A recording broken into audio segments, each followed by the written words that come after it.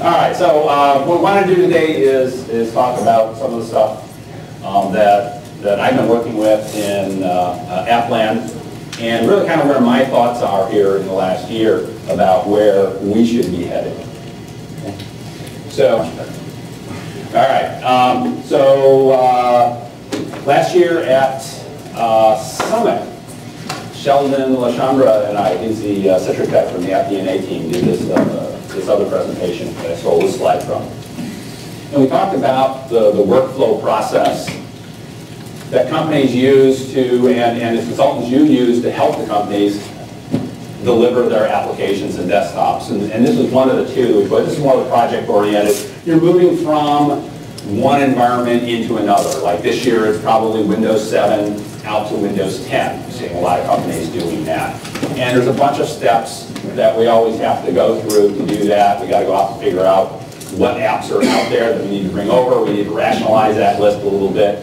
Then go through a preparation phase and a testing phase to get that stuff ready. The one thing that's missing from this, and as well as the second one here, that's not listed out as a specific block, but really covers all across the board, is security. And that's something we need to be building into these processes. So the second version of this is really kind of a one-off thing. A business unit requests a new application. You still need to go through a process. Ideally, you have something at the front that's a little different. You may have some type of request form where you try to get information about exactly what it is that they want, what they're trying to accomplish. You may need to vet out a few vendors to see what will work for you and what works well for your environment. Go through a procurement process, and then the rest of the process is very much the same. As I talk and work with companies that come to me for help with this stuff, I ask them about the processes they have in place. Their answers are pretty uniform. It's like, yeah, we have some type of process, but it's like 4 years old since anyone wrote it. We've changed out technology since, and it doesn't really make sense. So no one really has great process in place today.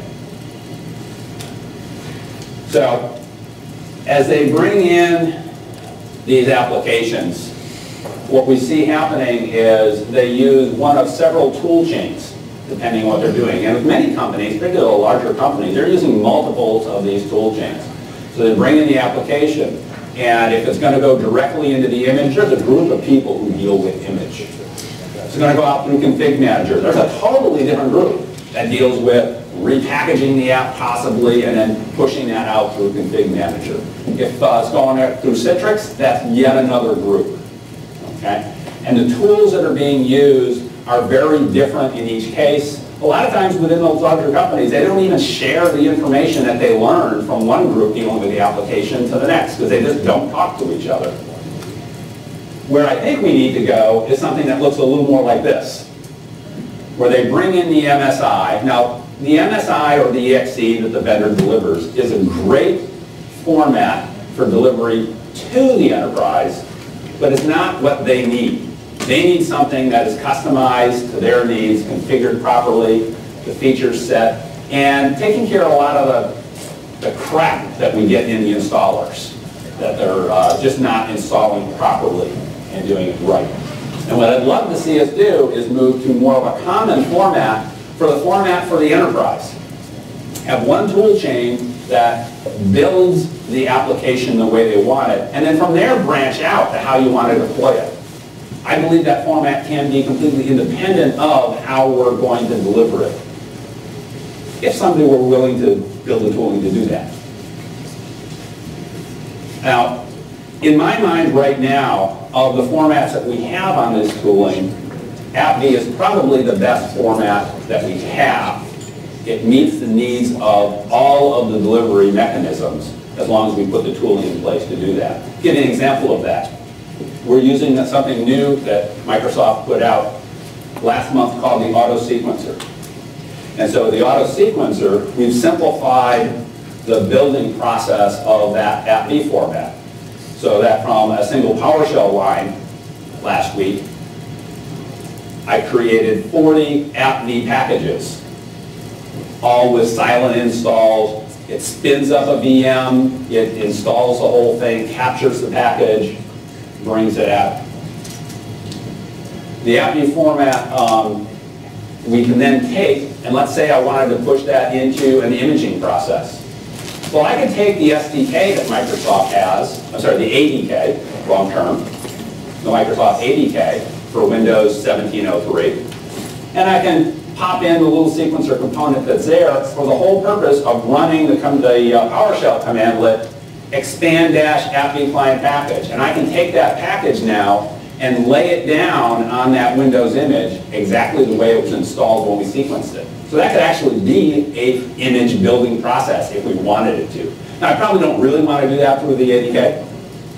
I don't really want to be putting that component on there. But it wouldn't be all that difficult to build a tool to do that same kind of expansion that wouldn't require an extra install. And probably not directly into the OS media directly that's running on the operating system, but be able to have a mounted volume. So now you're thinking about things like the layering scenario where you want to build that layer. And wouldn't it be nice to just drop that into the layer and deploy that way where it makes sense? So this is kind of what I'm thinking. I want to walk you through the process that we've been using the last year to 2 years with building of the AppV packages. So we really start out by taking that installer, coming up with some type of silent installation with it, or even if we did the manual installation, but we create an initial package, and we actually go through 2 phases on this. We first create the package, and then we run a scan. So I've got a community tool called AppV Manage that everybody can go get for free. And in there, we've put in this analyzer. And it takes a look at the application. It kind of breaks it apart to help you understand what this application is. I had a great time this week sitting in, and even in the last few months, sitting in these Unidesk presentations now that they're part of Citrix. And I just absolutely love the part where they say, you know, it's just so easy. You can just take a guy off the front line of the help desk, and he can install stuff into the layers and create them for you. He doesn't even really need to know the MSI stuff at all. As a consultant, you should be very, very glad they're saying that. I just can't wait for some customer to go try to do that. And 6 months later, you could probably charge $1,000 an hour to go and fix their environment, since they're not going to know anything about their applications, and it's going to be horrible. All right, enterprises do need to know about the applications. They don't necessarily need to know everything we're getting out of the analysis today on every single application, but it's great to have it there so that when you need it, it's available. So we run this analysis. It tells us about all the interfaces, and I'll be talking about some of those interfaces here later in the presentation. But it also gives us the ability to output some scripts now. This is the new stuff that I've been doing in the last 6 months, where the tool produces some fixes to what we see there in the package with the way that it's been laid down. We're taking a look at things like file association conflict. If you have an application and it wants to associate itself with anything like the graphic files, text files, any compression files, any of those applications, they want to take over ownership. And you always end up with a last install wins scenario. Whichever application wants to do that ends up owning that relationship. And that's not necessarily what you want to have. You want to have these packages that are independent of each other and ideally make use of the technology that Microsoft built in to this Windows Vista, you know, the one you didn't use, the first one you didn't use, to allow the end user to end up having control over that. And so we can detect that in the package, you push a button, it produces a little script, and we include that in the next round of the install when we create that package. Similarly, we take care of problems with path variables and app paths. And .NET optimization. I find that there are a lot of vendors, particularly if you go and take their MSI version of the installer rather than the EXE, they don't do their .NET compilation upon the install. And you're actually running very inefficiently with those applications. So we detect that, push a button, you get a script, you run that through, and the next time we do our final pass, and we get a really good package. Okay, so part of what I'm doing on this document, I left it back here, is that I've taken some of the materials that we've been doing in our AppV training classes. Yeah, I have a copy here somewhere, yes. And we pulled that out, and I'm actually going to have a book out this summer called the Application Book. Well, it's not quite ready yet, but in it, we go through in really detail what are these things that the application puts down on your box that we can detect and learn and understand more about the application. So some of the stuff that we go through in here, we talk about doing silent installs. How you take the application in, you'll break open the MSI or quite often the EXE. We can just use a tool like 7-zip and it'll pull out, you'll be able to see the various files that are in there. And that really helps us find the dependencies. We want to separate those out, understand those, and we can also look for clues on the vendor installers. All of the ISVs, for the most part, use a installation framework to build their installer. And we can recognize what those are, which helps us with the silent installs sometimes. So a lot of times we'll see install shield. When we see install shield, we'll almost always see an MSI in the file. There's usually a setup.ini, which is my clue that this is probably install shield. Install shield's great because you can always run the installer with /F1 and the name of an ISS file. That's the answer file. So if you want to configure the application and get a scripted way to do that, you run the install once with that argument. You select all the options through the GUI, and when you're done, it saves you an answer file. You can now run the installer with that answer file again. It'll just answer all the questions for you and use that as part of your silent install. It's a great way to get through the process. If there's an embedded MSI in it, you have to add this extra /V argument, put some double quotes, and whatever is there is passed to the MSI installer, which is the second part of the installation. Another popular one, probably the second most popular one I see out there is setup.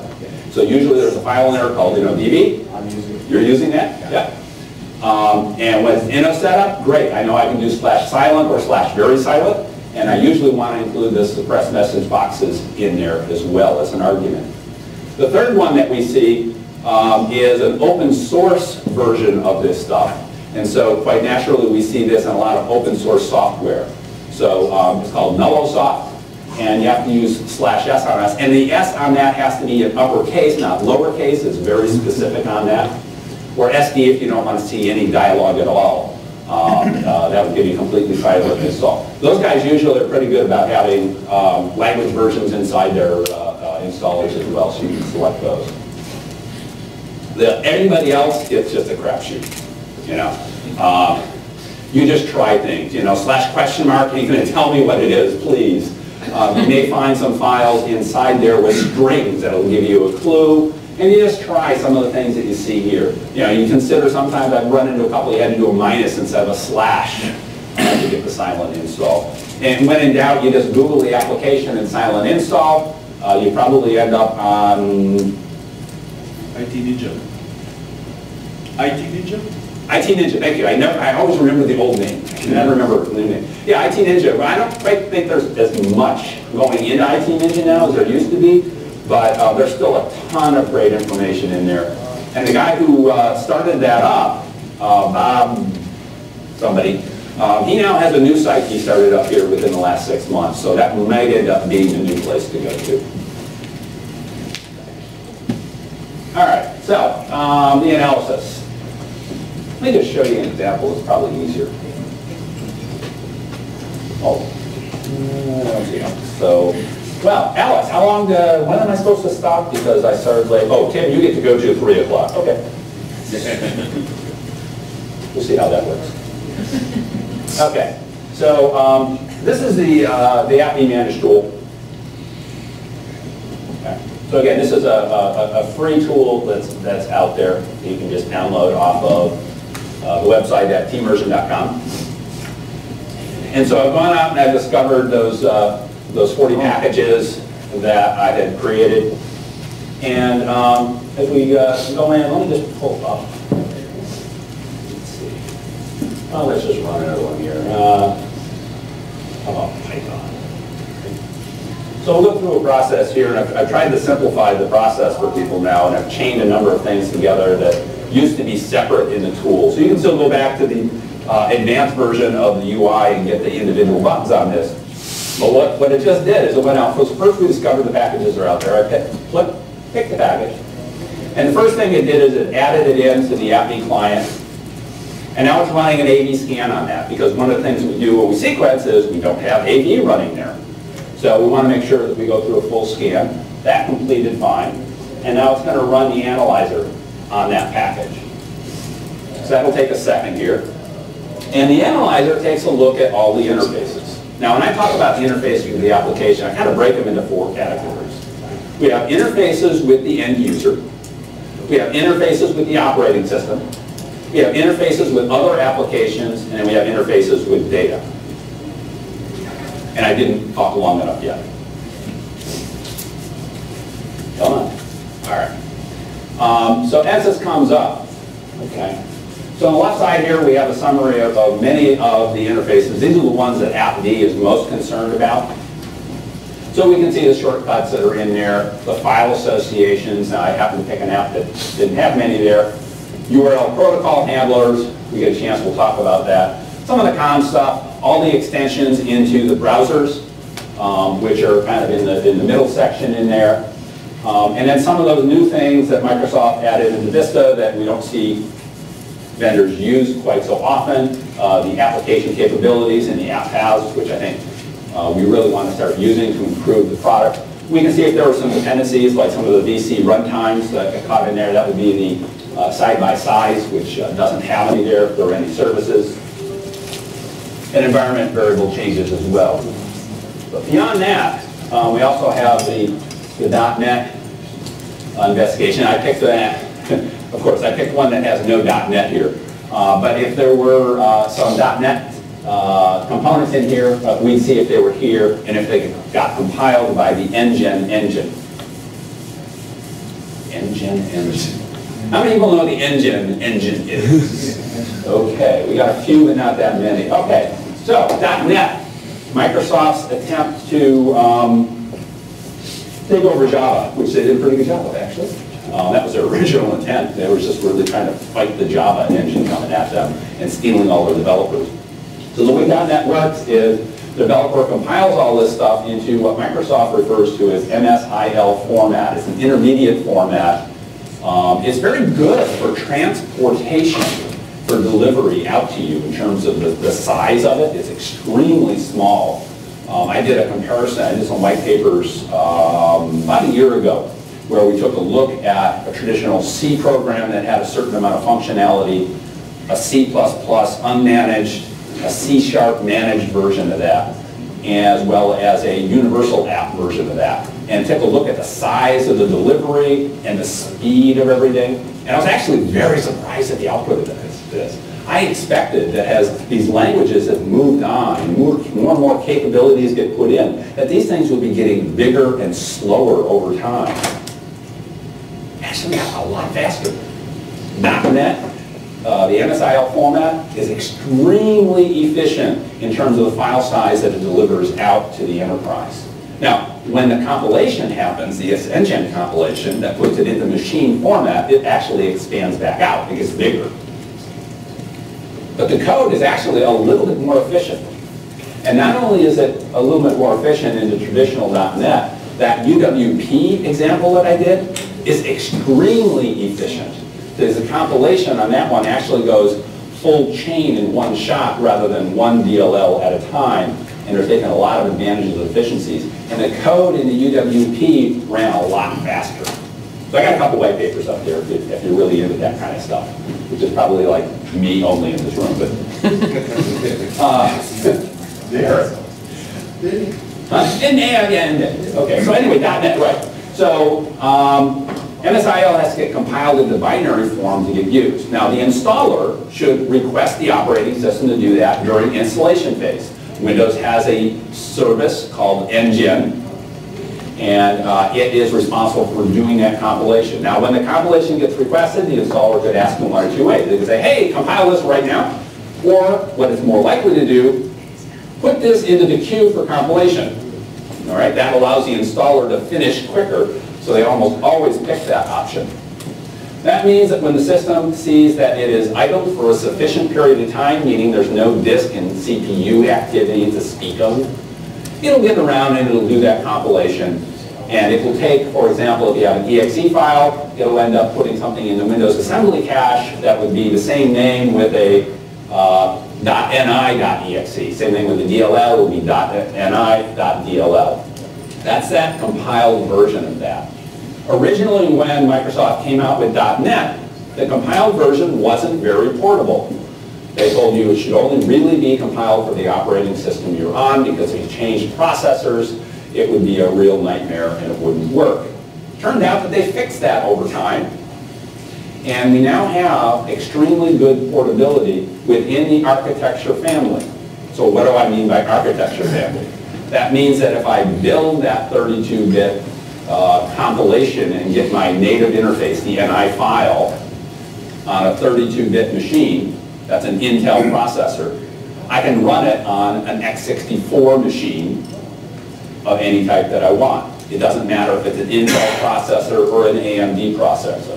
Now, it would matter if I tried to go to like an ARM processor. That would be a different architecture from that standpoint.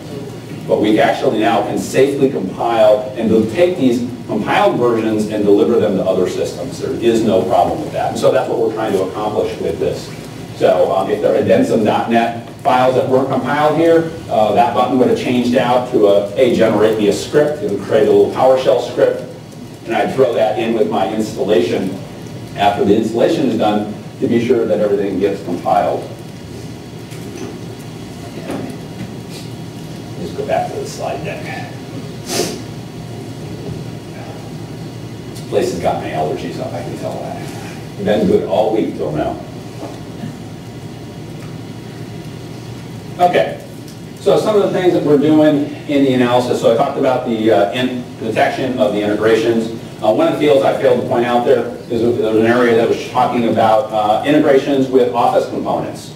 So we find a lot of applications that the enterprise has no idea integrates with Office show up this way. This is how they learn. Oh, well, maybe we ought to include that in some of our test plans to make sure that it's functioning before we deliver it out. We'll do that file type analysis. So file type associations, I'll talk about that again a little bit later. The missing registrations for application registrations on that, fix up on the app paths, we'll fix up shortcuts. You know, these are the kind of things that we want to do in there. And the bottom item, code integrity. So, you know, Microsoft came out with AppLocker.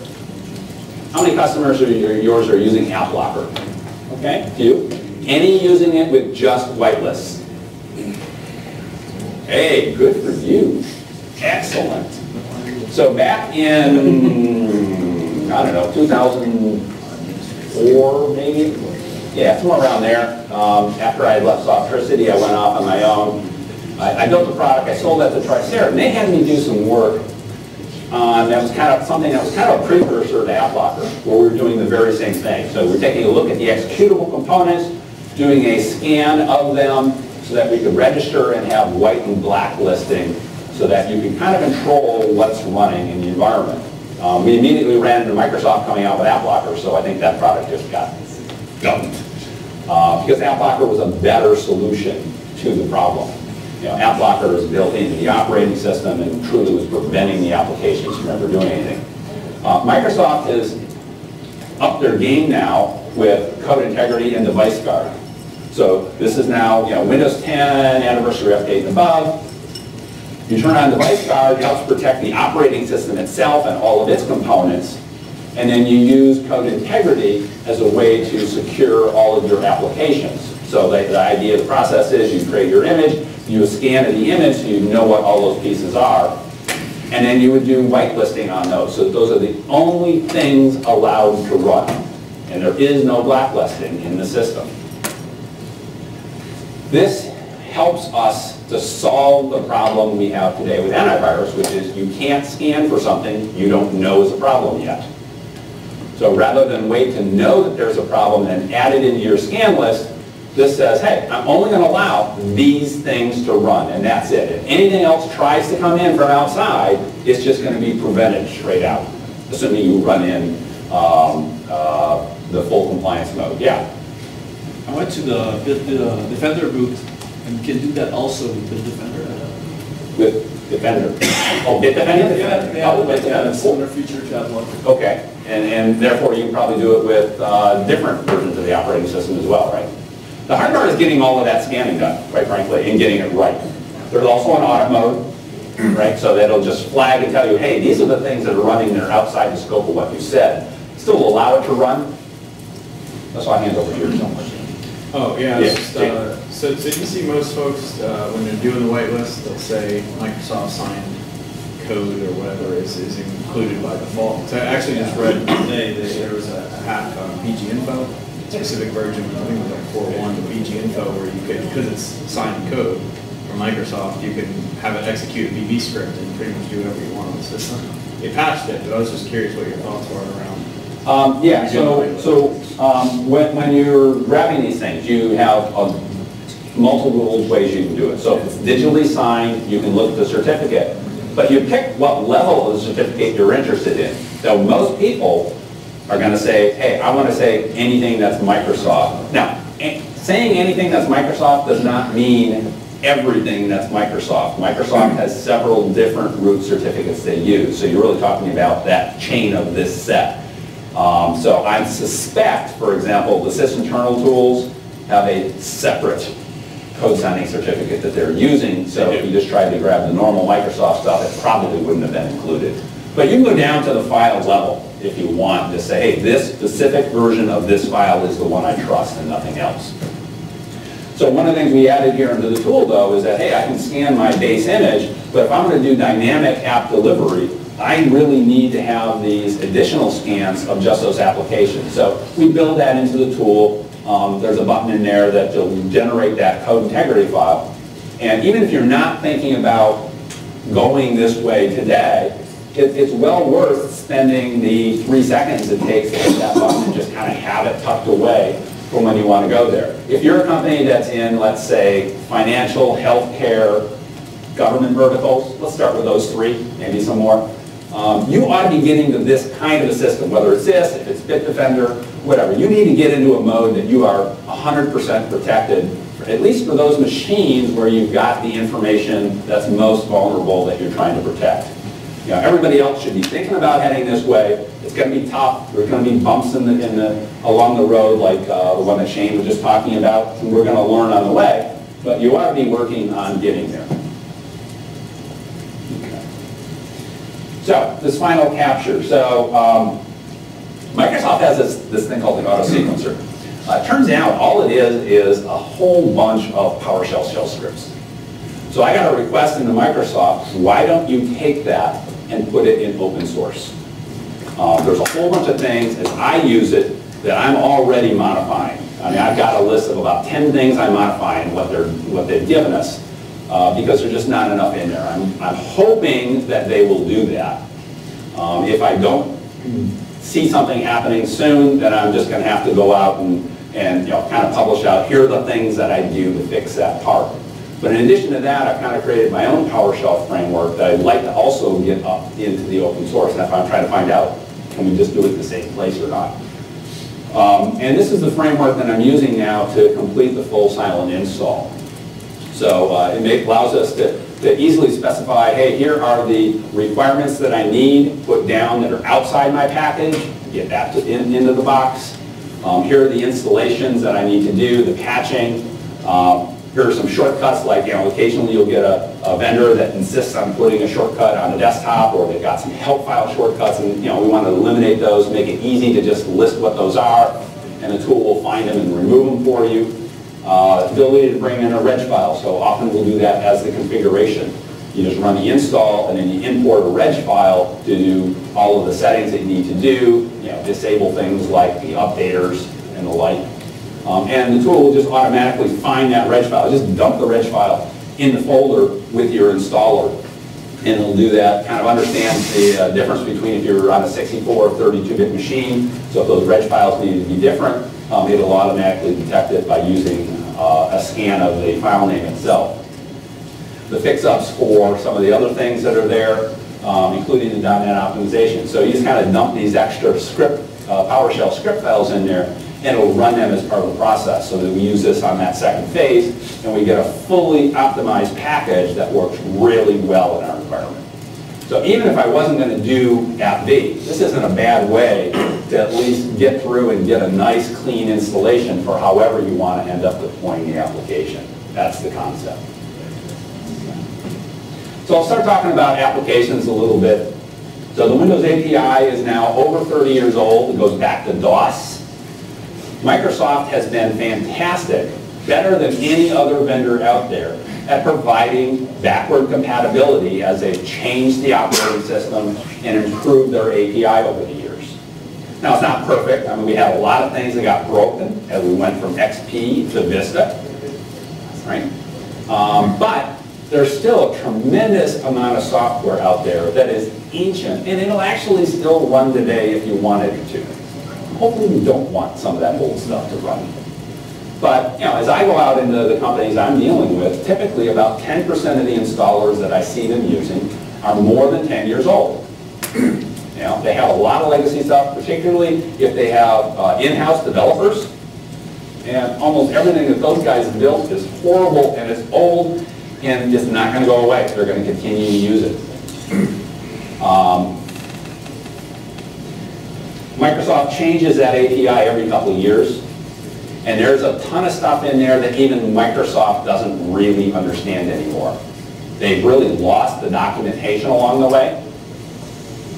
And a slide here later on, we'll be talking about shell extensions. It's got a big list of shell extensions. You'll see that about half of them are in bold. And those are the ones that Microsoft, as dealing with the AppD team, knew how to handle because they had good documentation or they could find examples of exactly how people were using it.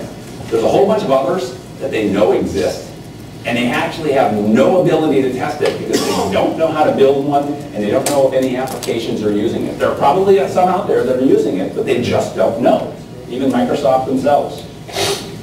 And that's part of the problem. So as I said, I kind of break it up into these four categories. The interfaces are in there.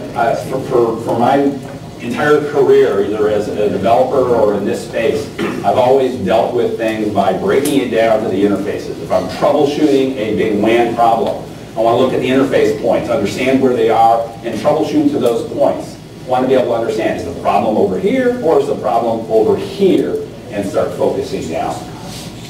And the same goes here. So let's talk about some of the application interfaces associated with the user. Of course, we got shortcut links. 5. No, you're giving me a high five? Hey, I got 5, really? Yeah. I thought I had till 3 o'clock, right? Didn't everybody hear that? Yeah. Everybody heard that? All right. The file type associations, which include shell integrations and extensions. And, these, the shell integrations are things that ultimately point to EXEs. So I've got my PDF file, and it points to say run acroread32.exe. The shell extensions, those are things that actually load into the Windows Explorer that runs your desktop. So they're a very different category. And we can recognize what they are. There are some special file types that are shown here, such as I wanted to add this extension into all files on the system. So if the user right-clicks, we had menus in there, or just if it's a directory. Or if they click on nothing at all as well, what do you do? How do I create a new version of this file? This is an example of the integrations, and as we go through the shell extensions, this is that list I was talking about, where the ones that are unfolded here, Microsoft really doesn't understand them at all. They think they work, but they really don't understand some of those that are in there. But through the scanning that we're doing, we can break these things out and really kind of help you understand where those integration points are to help you with that testing. Protocol handlers. So typically we'll see like FTP, HTTP, mail to, anything that's like a Thunderbird email client would be adding that in. But I also see a bunch of vendors adding their own thing in. So Google puts one in there that's actually part of their updater process. So Google Chrome Enterprise has 2 updaters built into it. One that updates the product and one that updates the updater software. This is one that helps with the process of updating the updater software. So if I really want to make sure that I kill all forms of the auto update, I can probably just more easily eliminate the services associated with it, and that solves the problem. But I might have to worry about removing the protocol handler. Dane? Do you have any resources or good guides that show kind of like the definitive way that Microsoft wants you to be dealing with like file type association? It used to be F-type, now it's this XML file that you have to import in that applies to the default user profile every time a new user logs in. What are the official ways that Microsoft is wanting us to handle that kind of stuff? Okay.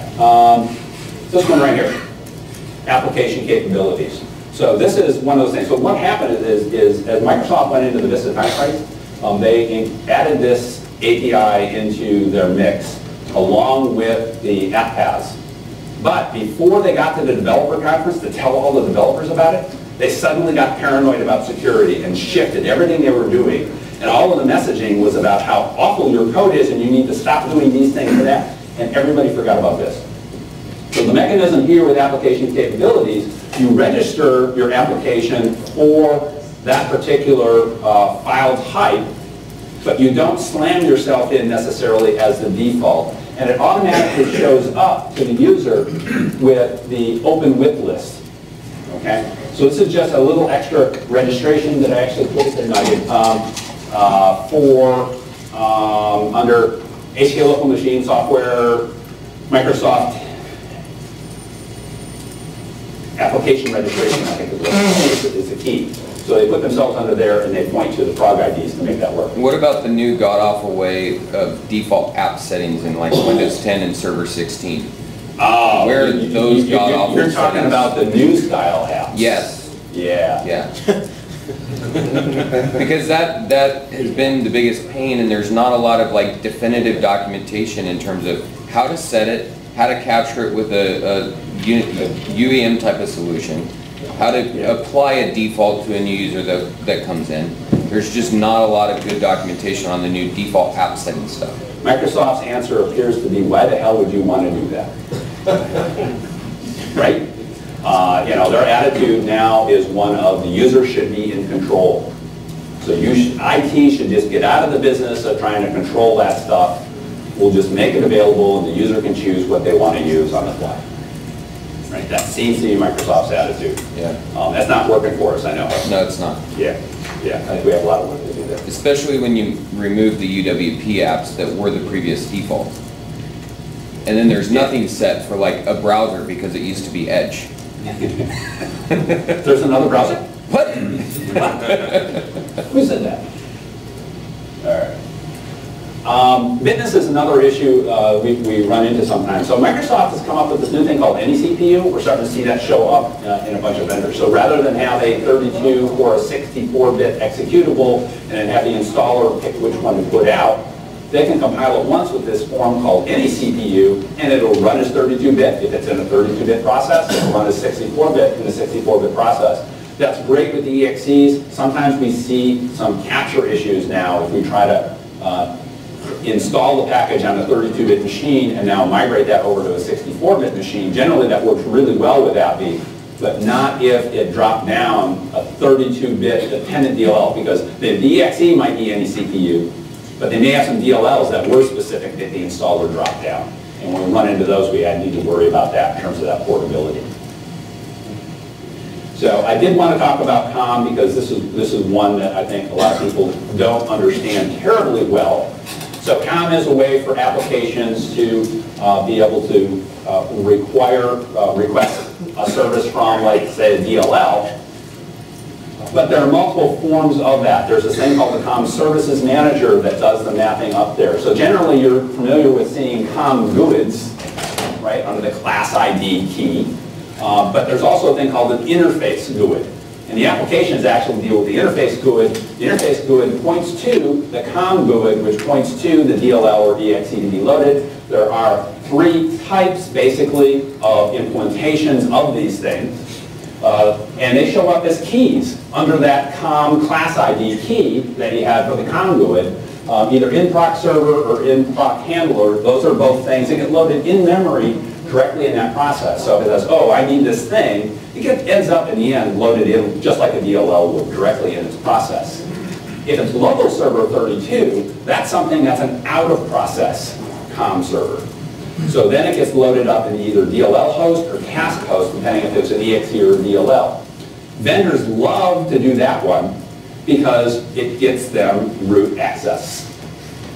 Okay? Those things run under the system context, so the standard user software that's running in the user context can automatically gain privileges without having to get a UAC prompt. Okay, Windows services are another way to do that, which actually turn out to be COM objects as well. And then we have DCOM, which would be because there's a key there called an app ID and a remote server ID that's filled in that says, hey, where's the server that COM object lives in? All right, so I've got a bunch of other stuff here. We obviously don't have time since I don't get to go to 3 o'clock. But ultimately, what I'm hoping we can get to is that one slide that I had there earlier, that we can build a single tool chain with the best of all of the ways that we can build these applications in enterprise today, build in all the pieces that we need, get a package format which is portable, not only from machine to machine, but across operating systems. You know, when Microsoft decided to rebuild AppV, when they first bought the company, they said, you know, one of the things we want to do is we want to get rid of this legacy file system that Softricity had, what we call the Jigsaw file system. And we want to move to something standard. And they said, we're probably going to move to something standard like VHD. When they rebuilt the product, they actually didn't go to VHD because VHD wasn't good enough. Okay? When you take these things with the layers, when you have a VHD format, you really only have one way to recompose those layers, and that's to merge the layers. Think about having a file folder or registry key with some things under it. What you end up seeing is everything that's in this layer plus everything that's in this layer, unless the two sub-items, like the files, have the same file name, in which case the top layer wins and you don't see the bottom one. When we create our AppV layer format, we have 3 different options that are in there. We can do that kind of merging thing. We can also do an override that says, hey, I don't care that version 8. What are we up to now, 125 or something like that, of Java is on the base layer. This particular, in this case, application requires version 6.45. And so I want to make sure we completely hide the stuff underneath. We can also have deletion markers that are in there.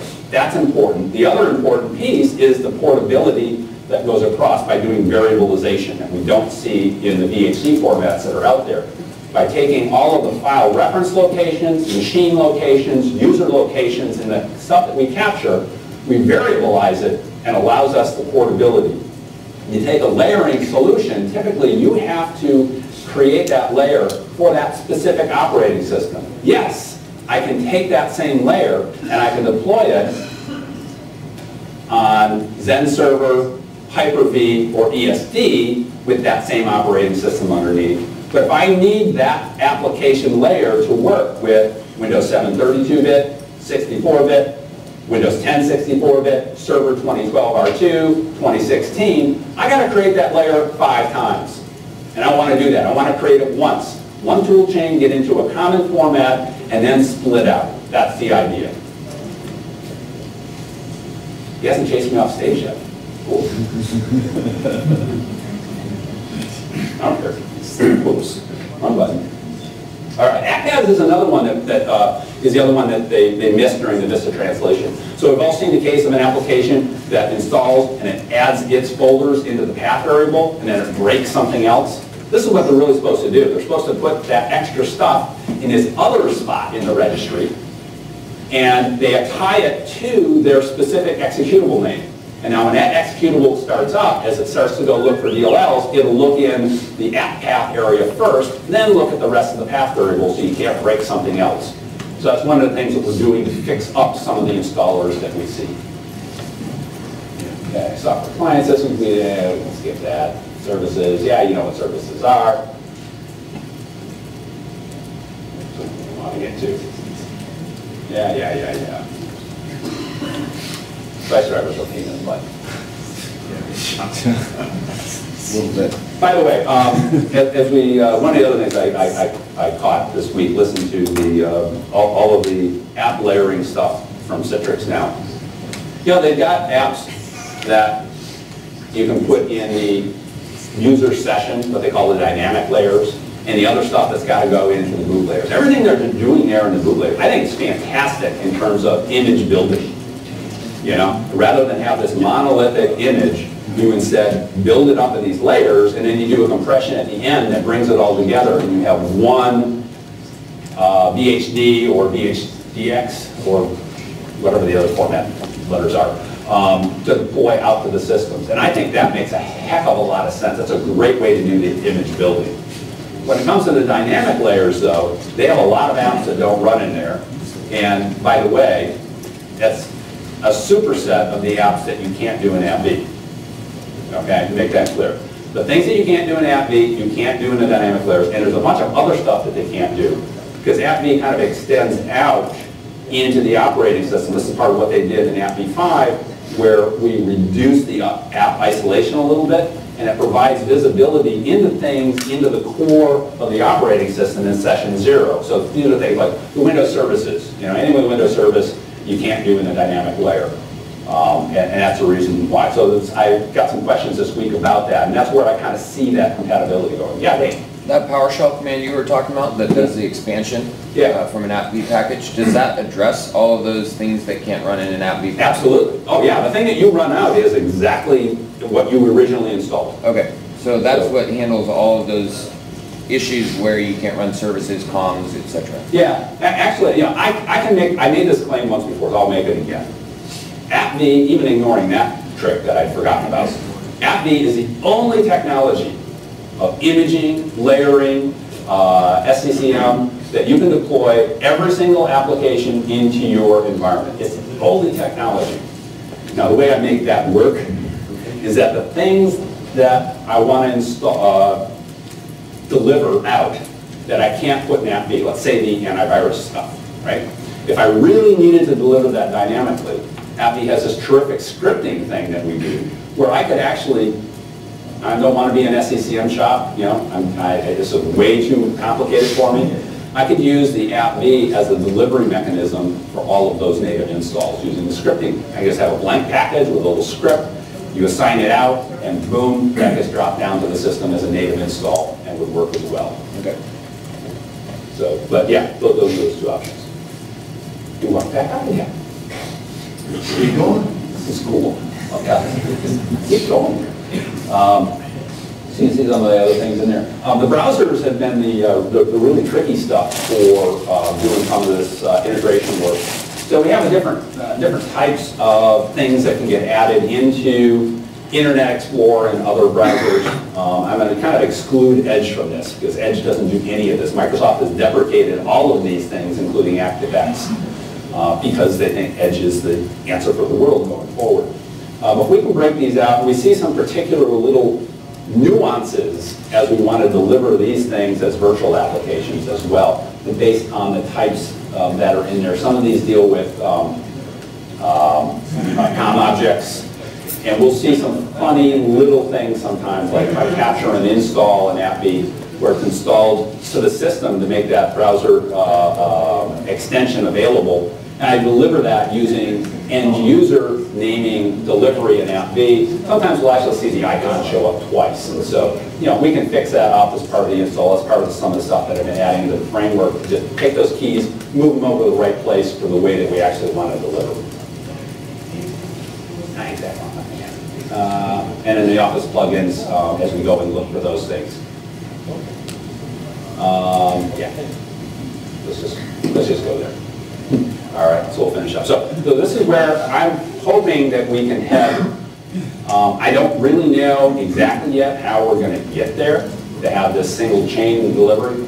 I'm hoping that some vendors will step up and really kind of take a look at this and say, hey, you know, we can really build a whole set of tools here that the enterprises can more efficiently use to deliver applications and desktops in the future. Those of you who are vendors out here, listen up. I think there's some money out there for you. Who do you think would be uniquely positioned to be able to do that, Tim? Examples of companies that are already in that space. Yeah. Well, first of all, I think Citrix should be in that space. They don't. All right. Citrix, you know, it's any app, any user, any system, you know. unless you're deploying physically right now, right? So I think they have some things they can do there. They've got the app DNA pieces in terms of some of the scanning stuff. I don't love app DNA. I'll make that really clear. I think the information that thing provides is useful for developers. You know, the guy who's tremendous information. Every ISV should run the app DNA scan. Or maybe somebody should just run it and send it to the developer, you know, because it's great information for them, but it's not actionable information for the enterprise. But if you're like the project manager that has to deal with a bunch of applications, running an app DNA scan is fantastic, okay? You know, I took a set of, I think, 10 apps last fall that I knew those apps completely. I know exactly where I can deploy them, and they're perfect apps, any way you want to slice it. And I ran through app DNA. What did I see on the chart with all the red, green things? False positive. I saw all red columns except for one column. It was completely green, right? They put in these rule checks, and if they can see something, it's false positive. It wants to highlight and say, hey, this could be a problem for you, whether or not it is. The one column that was green, by the way, that was a scenario of UPD. Why was it green? Citrix has no idea what to test, so there was nothing to turn anything red. Right? The one technology you don't want to use. So that's why I don't love the app DNA per se, but I think Citrix would be in a good place. Flexera has a lot of the tools, but there's nobody here from Flexera, right? Okay. But as a vendor, I think they're just so scatterbrained that I don't imagine them doing a good job of it, quite frankly. Right? What about FS Logic? They have the isolation piece. You see them building. Could be. I don't know if it would be a distraction from where they currently are. I think they'd be a good choice for that. Sure. I mean, I could start my own company and do it maybe, but I don't really want to work that hard anymore. Simple as that. I'm cool with this. All right. So I know you said 5, but everybody walked away, so I kept going. So can I finish now? Yes, please. Okay. So